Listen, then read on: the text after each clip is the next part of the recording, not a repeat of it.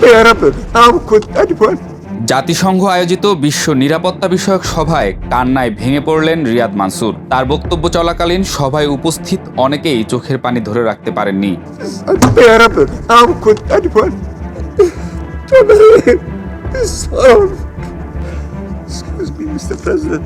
জাতিসংঘে নিয়োজিত ফিলিস্তিনের রাষ্ট্রদূত রিয়াদ মানসুর কাঁদতে কাঁদতে বলেন, আমারও নাতি নাতনি আছে, আমি জানি তাদের পরিবারের কাছে তারা কতটা গুরুত্বপূর্ণ। তিনি নিরাপত্তা পরিষদের উদ্দেশ্যে বলেন, আর কতজন মারা গেলে আপনারা কিছু করবেন। এই ঈদে জামা জুতো অ্যাক্সেসরিজের discount. I have grandchildren. I know what they mean to their families. And to see this situation of the Palestinians without us having hearts to do something is beyond the ability of any normal human being to tolerate.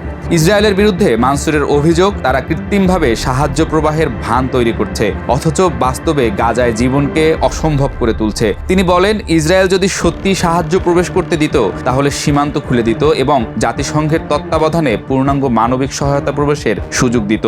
We love our children. We love our people.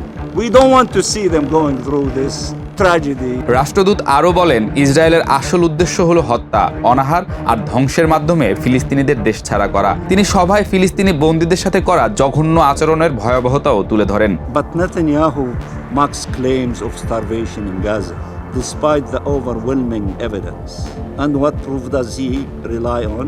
That Israel takes thousands of prisoners and photographers that photograph them half naked, and that you can see they are not starving. সারা বিশ্বে ঝড় তোলা রিয়াদ মানসুরের এই বক্তব্যের পরেও ফিলিস্তিনিদের রক্ষায় এখন পর্যন্ত কোনো কার্যকরী সিদ্ধান্ত আসেনি। ফিলিস্তিন ইস্যুতে এখনও নেতানিয়াহুকে শাস্তি না দেওয়াটা মানব জাতির ইতিহাসের এক কলঙ্কিত অধ্যায়ে পরিণত হচ্ছে। গোটা পৃথিবীর মানুষের মুখে ধ্বনিত হচ্ছে ফিলিস্তিনিদের মুক্তির দাবি।